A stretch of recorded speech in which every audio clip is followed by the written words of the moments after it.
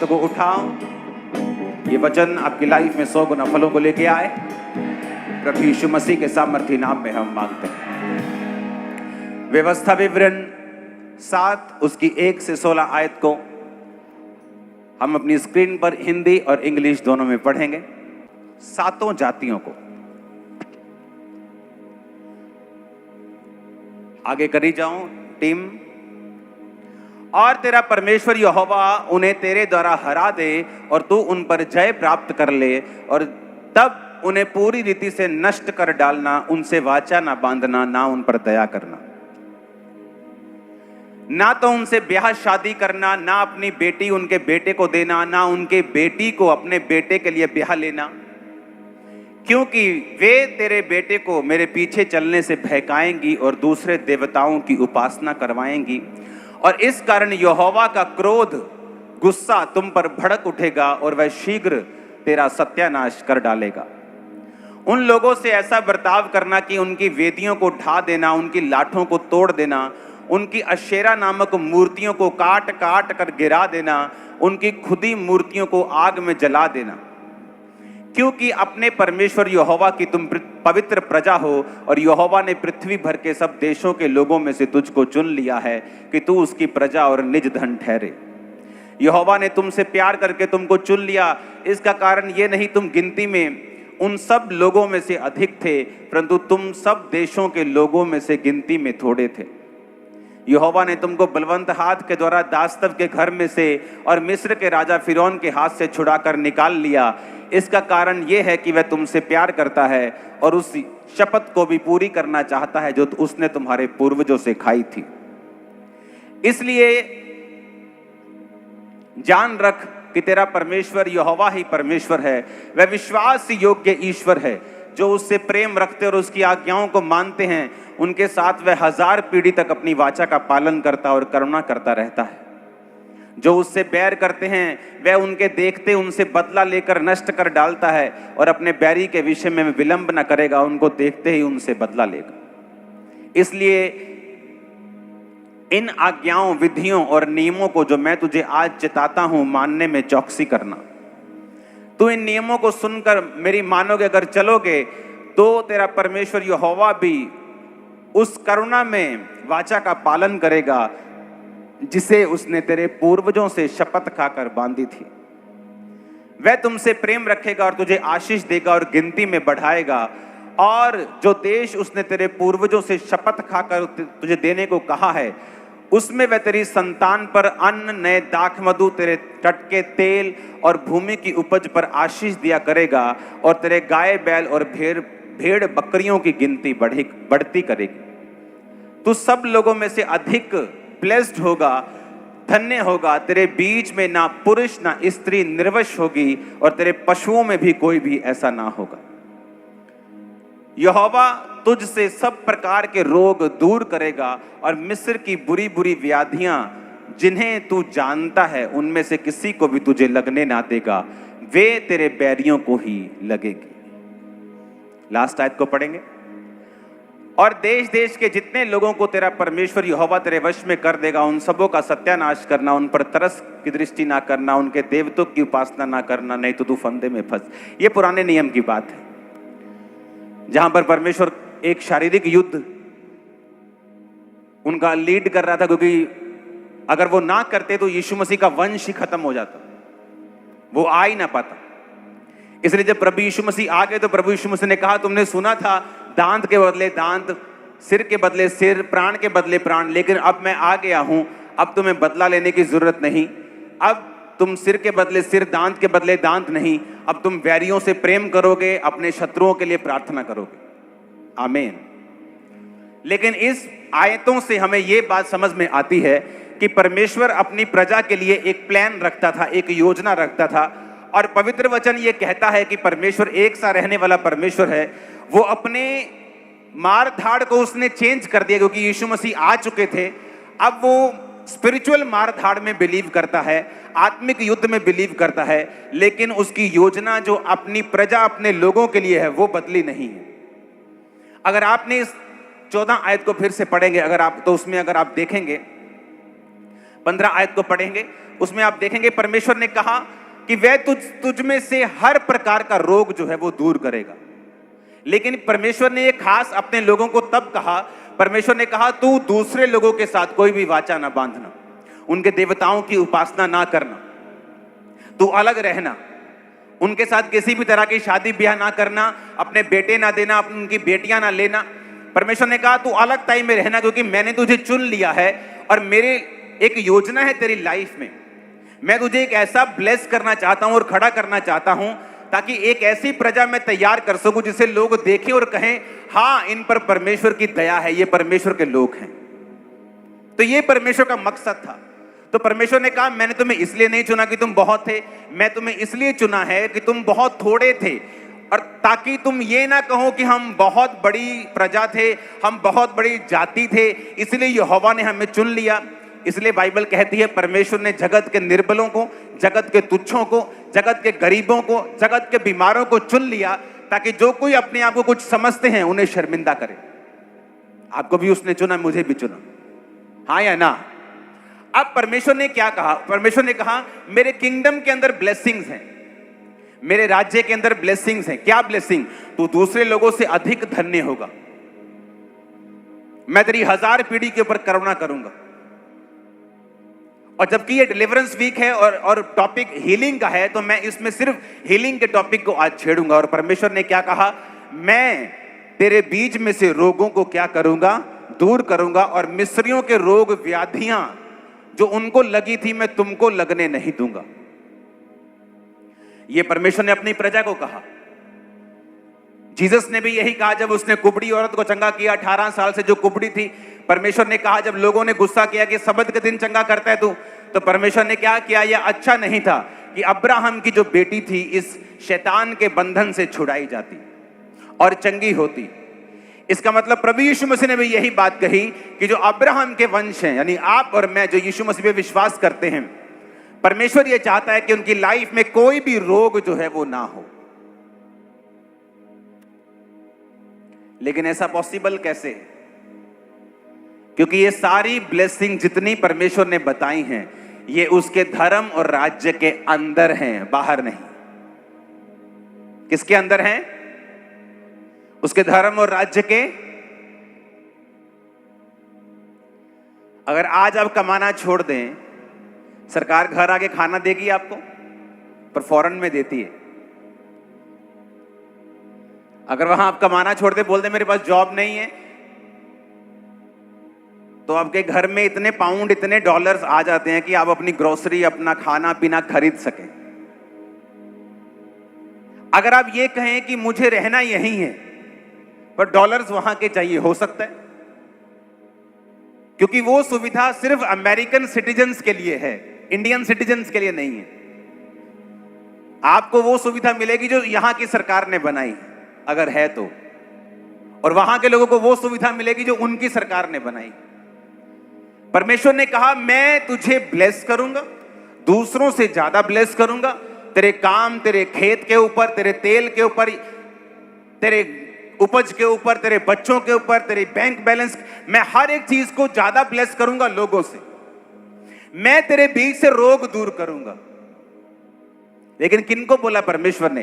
परमेश्वर ने पहले कंडीशंस बताई कि तुम ऐसा करोगे, तुम ऐसा करोगे, तुम ऐसा करोगे, मेरे साथ वफादार रहोगे, तुम दूसरे देवताओं की उपासना नहीं करोगे। आज हम 2 मिनट लगाते हैं चर्च के अलावा कहीं और जाना हो, 2 सेकंड लगते हैं। घूमने जाना है तो हम घूमने गए थे, 2 सेकंड, और आपको मालूम नहीं परमेश्वर उसको कितना सीरियसली लेता है। वो एक तरह का आत्मिक व्यभिचार है।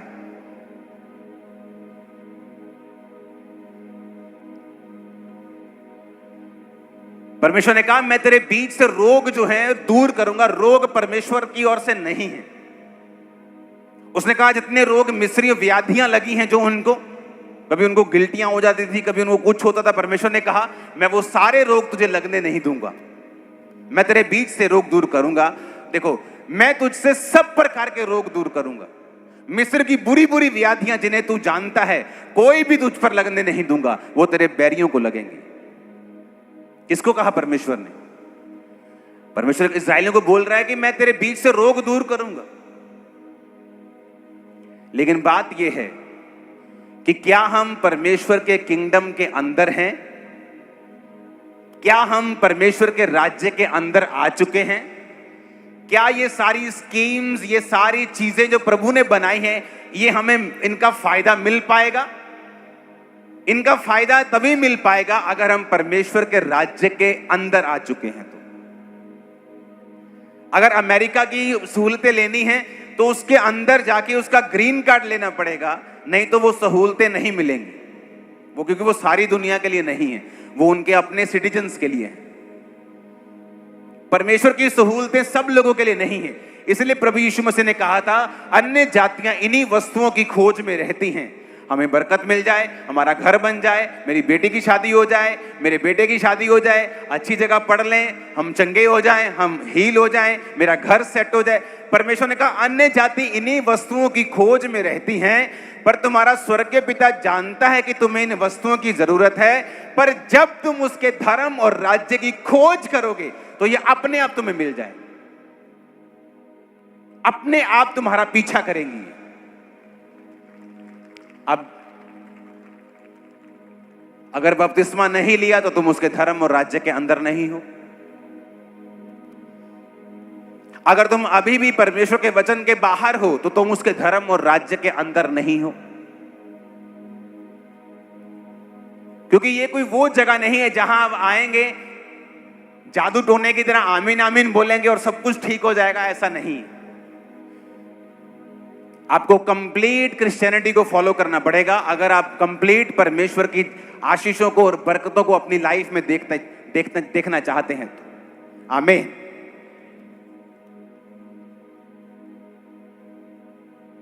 हालेलुया। पहला कुरिन्थिया 6 उसकी 9 से 11।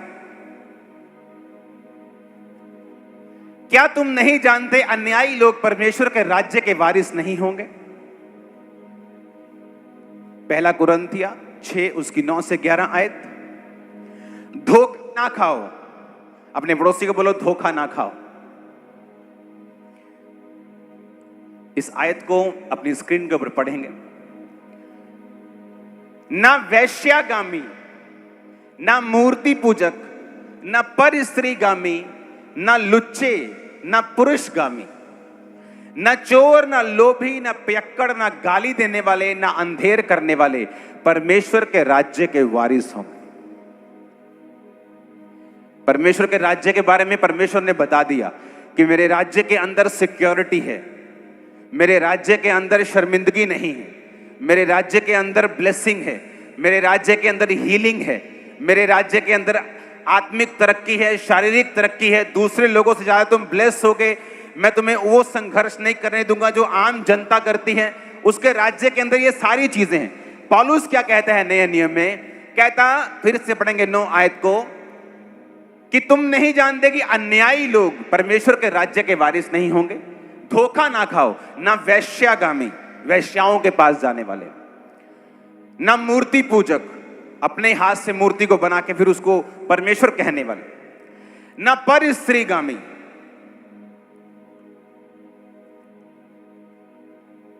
इसको अगर हम इंग्लिश में पढ़ते हैं तो उसमें लिखा है अडल्टरर्स।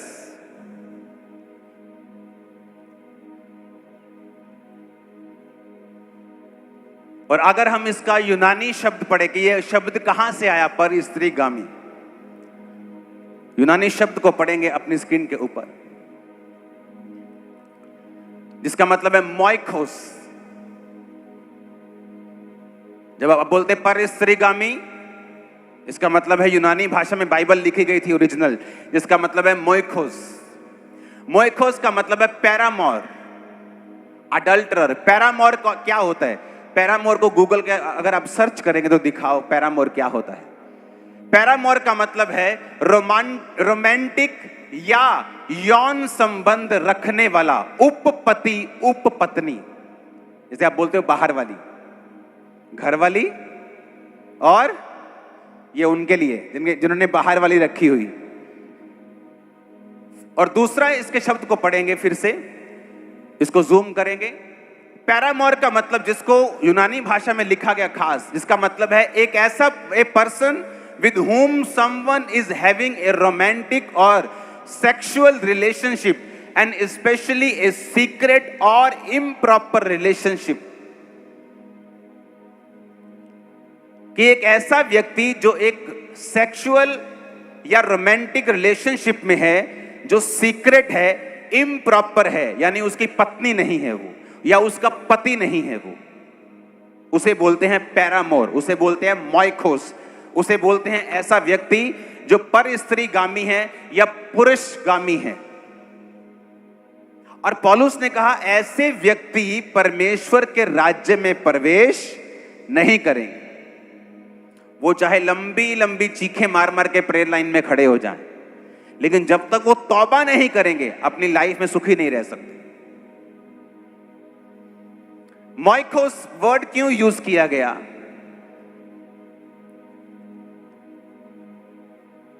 एक आधा 9 वचन दिखाना आधी स्क्रीन के ऊपर, आधी आधी कर दो दोनों अगर हो सकती हैं। अन्यायी लोग परमेश्वर के राज्य के वारिस ना होंगे। धोखा ना खाओ, ना वैश्यगामी, ना मूर्ति पूजक, ना पर स्त्रीगामी। पर स्त्रीगामी को यूनानी भाषा में बोलते हैं मोइकोस, जिसका मतलब है, उसको पढ़ेंगे अभी, पैरामोर, अडल्टरर यानी पैरामोर। पैरामोर का मतलब है एक ऐसा व्यक्ति जो आपका पति नहीं है, पत्नी नहीं है, पर आपकी उसके साथ रोमांटिक या सेक्सुअल रिलेशनशिप है, जो आपका उपपत्नी है या उपपति है।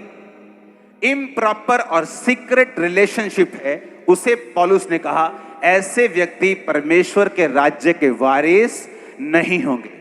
जब परमेश्वर ने बोल दिया वारिस नहीं होंगे, वचन ही बोल दिया वारिस नहीं होंगे, तो क्या मूर्खताई है फिर इतने बड़े बड़े पर्चे ले हैंड में उठाने की।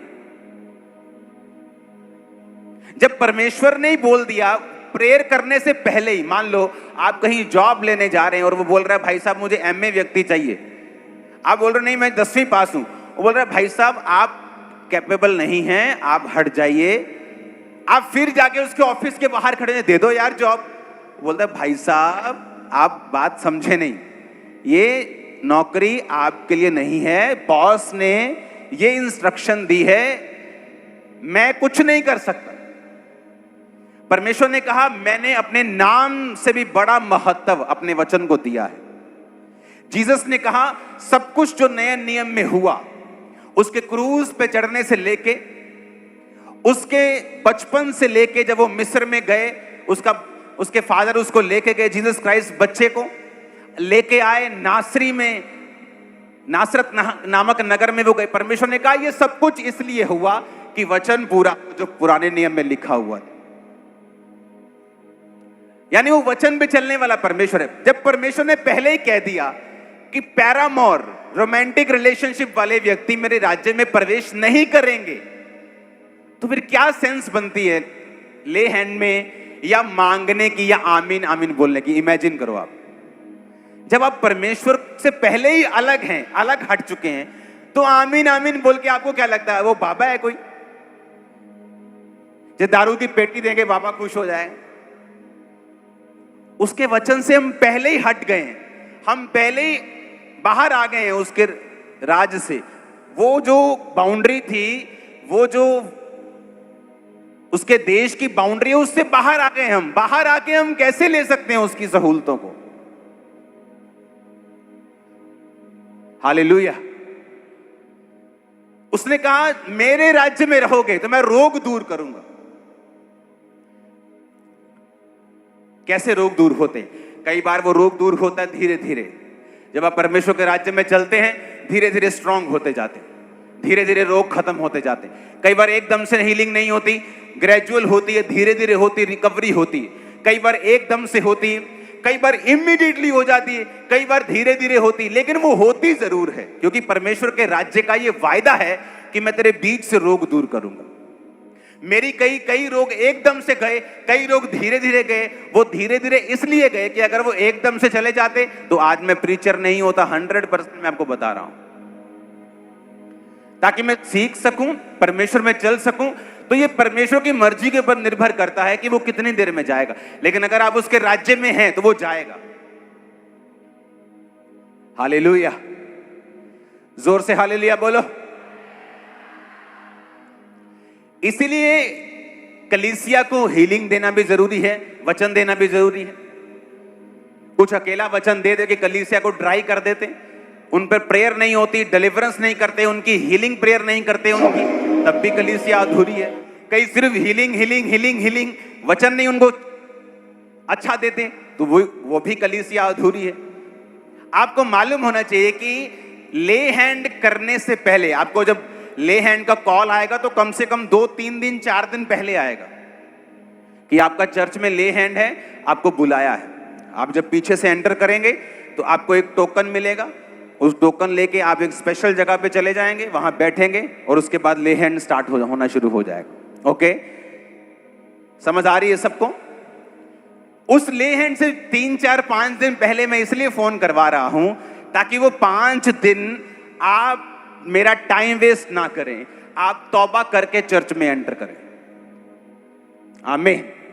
आप क्लीन होके आए कि भाई साहब मेरी लाइफ में ये प्रॉब्लम चल रही है, ये कुछ गुनाह पाप चल रहा है, मैं इसको जरा कवर करता हूं, खत्म करता हूं इसको। मैं जरा 3-4 दिन रोजे रखो, फास्टिंग में जाओ कि मेरा ले हैंड होना है, मैं प्रेयर कर रहा हूं, फास्टिंग कर रहा हूं, तैयारी कर रहा हूं। और प्रेयर करके, फास्टिंग करके जरा क्लीन होके, पता है कि परमेश्वर का वचन मुझे ये करने के लिए मना करता है, ग्रेस परमेश्वर से लेके फिर ले हैंड के लिए आओ, ताकि जब आप पे ले हैंड हो, डन, दैट्स इट, आप टेस्टिमनी के साथ आ सकते। हालेलुया। ये कोई जादू टोना टोटका थोड़ी है कि सिर्फ ले हैंड से पहले की तैयारी, मेरी तैयारी, मैं सीधा प्रेयर माउंटेन से आया हूं, ये मेरी तैयारी। फुल नाइट में प्रेयर में था, ये मेरी तैयारी थी। आपकी तैयारी क्या है? आप पाप में नहीं आए, आप तौबा में आए, आप प्रेयर में आए, आप राइट माइंड में आए, फेथ में आए, विश्वास में आए। जब ले हैंड के लिए आए तो 2-3 दिन लगातार ले हैंड वाली टेस्टिमनीज को देखें, लगातार जिनकी गवाहियां बनी उनकी गवाहियों को सुने। 2-3 दिन अपने आसपास का माहौल ऐसा बना ले विश्वास का, फालतू लोगों से मत मिलें, दोस्तों से, यारों से, शादियों में मत जाएं। 2-3 दिन अपना कंसंट्रेशन रखें, क्योंकि आपको लेना है परमेश्वर से। आप एक वॉर में हो, आप एक तैयारी में हो। जब आपकी गवाही बनेगी, आप देखेंगे वो कितना महान पल होगा आपकी लाइफ में कि आपकी वो टेस्टिमनी बन चुकी। मैं जानता हूं आपकी लाइफ में बहुत सारी टेस्टिमनीज हैं, अभी हर बंदे की लाइफ में गवाही है, लेकिन उसे और चाहिए, और चाहिए, एक बड़ी चाहिए। ये चलता रहेगा और परमेश्वर देने के लिए तैयार है। उसके पास कोई लिमिटेड स्टॉक थोड़ी है कि आपको 10 गवाहियां ही मिलेंगी। जिसको ले नहीं आ जाती वो 100,000, वो हजारों गवाहियां ले सकते। उसको समझ आ गया लेना कैसे है, लेना किस तरीके के साथ। आमीन, हालेलुया।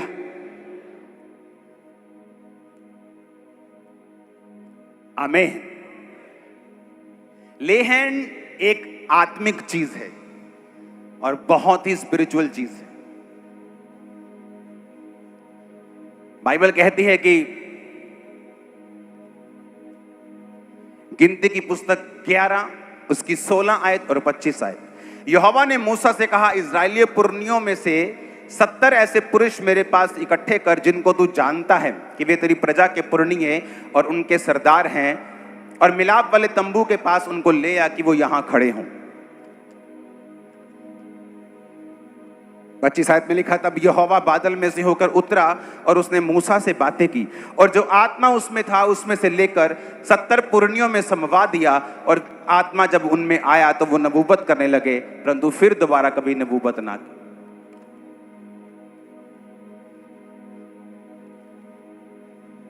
2 दशकों का मेरा जो मसीही जीवन है, मैं आपको मेरी उंगलियों में बता सकता हूं कि कितने लोगों ने मेरे सिर के ऊपर हाथ रख के प्रेयर की। उंगलियां भी अभी ज्यादा हैं, इतने कम लोग हैं जिनको मैंने अपना सिर दिया है प्रेयर करने के लिए।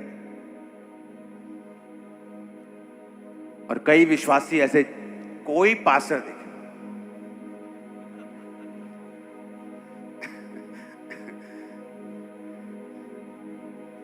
तुम्हारे सिर पे इतने हाथ आ चुके हैं। बाइबल कहती है मूसा जैसे परमेश्वर ने कहा मूसा मैं तेरा आत्मा जो तुझ में है ना, कुछ कुछ तेरे 70 लोगों में दूंगा ताकि वो भार उठा सके।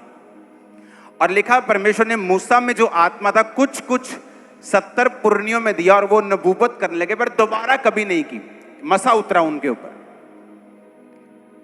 ले हैंड एक ऐसी चीज है, अगर विश्वासी इसको ना समझें, हीलिंग लेने की बजाय अटैक हो सकते हैं उन पर।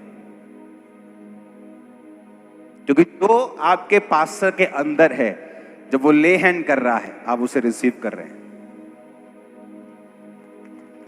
जीसस ने कहा उसके अंदर लाइफ थी, जीवन था। जब वो लोगों पे हाथ रखता था, क्या जाता था? जीवन। जब शैतान अपने लोगों पे हाथ रखता है, वो शैतानी चीजें उनमें जाती। एक बाबा जब किसी को चेला बनाता है, उस पे हाथ रखता है, वो ट्रांसफर होती है स्पिरिट्स। मैं कह रहा हूं, मैं बीमार था तब की बात कर रहा हूं, तब भी मेरे सिर पे हाथ रखने वाले लोग उंगलियों पर भी नहीं होंगे। मैं आपको बता रहा हूं, मेरी पूरी लाइफ में 2 दशक 20 साल के मेरे मसीह जीवन,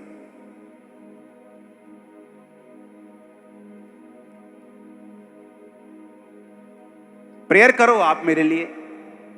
मैं किसी पास्टर को जानता नहीं हूं, मैं उनको बोल सकता हूं आप मेरे लिए प्रेयर करें, लेकिन ये नहीं होगा। प्रेयर करने के लिए मैं सबको बोल सकता हूं, एक विश्वासी से लेके एक पादरी से लेके किसी को भी बोल सकता हूं, एक छोटे बच्चे को भी बोल सकता हूं। पर ले हैंड किससे करवाना है?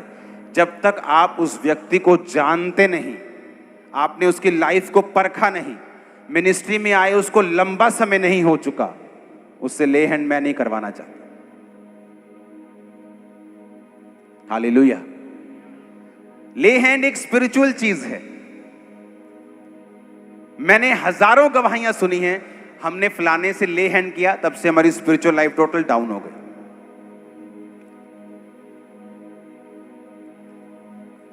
कितने पास्टर्स हैं जो व्यभिचार में, मालूम आपको? और आपको मालूम नहीं, हमें न्यूज आती, लेकिन हम क्या करें? इंटरनेट पे डाल दें? कभी नहीं, क्योंकि प्रेम अपराधों को क्या करता है? ढांपता है। प्रेयर करनी जरूरी है उन लोगों के लिए। तो क्या फिर ले हैंड करवा लें? बिल्कुल नहीं। परमेश्वर ने बुद्धि दी है, कितना डिस्टेंस रखना है, बोलना नहीं है लेकिन मिलना भी नहीं। हालेलुया। अगर एक पाप में गिरा हुआ व्यक्ति आपके सिर पे हाथ रखेगा, तो आप इमेजिन करो आपके अंदर क्या जाएगा। वो स्ट्रगल जो वो कर रहा है, वो आपको भी दे रहा है साथ, क्योंकि हाथ रखना एक ट्रांसफर है। जीसस हाथ रख, हीलिंग ट्रांसफर, डिलीवरेंस ट्रांसफर, मसा ट्रांसफर, और वो भी ट्रांसफर जो उसके अंदर है। मैंने कहा उंगलियों पर भी नहीं आएंगे जिन्होंने आज तक मेरे सिर पे हाथ रखा है। और तब नहीं जब मैं ठीक चंगा भला हूं, तो मैं क्यों? जब मैं टोटल बीमार था तब भी हाथ नहीं, क्योंकि एक दिमाग में मेरे चीज रहती थी कि मुझे मसा चाहिए। तो मुझे मालूम था कि अगर मैं हर जगह हर बंदे का हाथ रखवाऊंगा तो मैं कंफ्यूज हो जाऊंगा।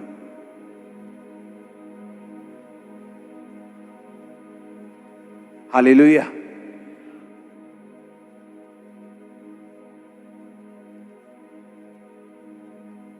आमीन।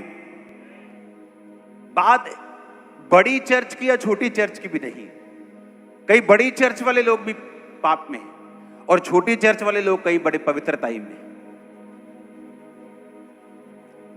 जिसने मुझे बपतिस्मा दिया वो छोटी चर्च है, वो आज भी आते तो मेरे सिर पे हाथ रखते, लेकिन मुझे मालूम है ये व्यक्ति कैसा है, कौन है, इसकी प्रेयर क्या है। ये सिर सब दे अगे डाना बंद कर दो। हाँ, जड़ा आया तभी तो इतने कंफ्यूज है। पाप छोड़ ही नहीं रहा, टैग छोड़ ही नहीं रहे, व्यभिचार छोड़ ही नहीं रहा, चोरी छोड़, टेंशन छोड़ ही नहीं रही। क्यों? मालूम ही नहीं हमें कि हमें हाथ रखवाना है, लेकिन अच्छे लोगों का, लिमिटेड लोगों का।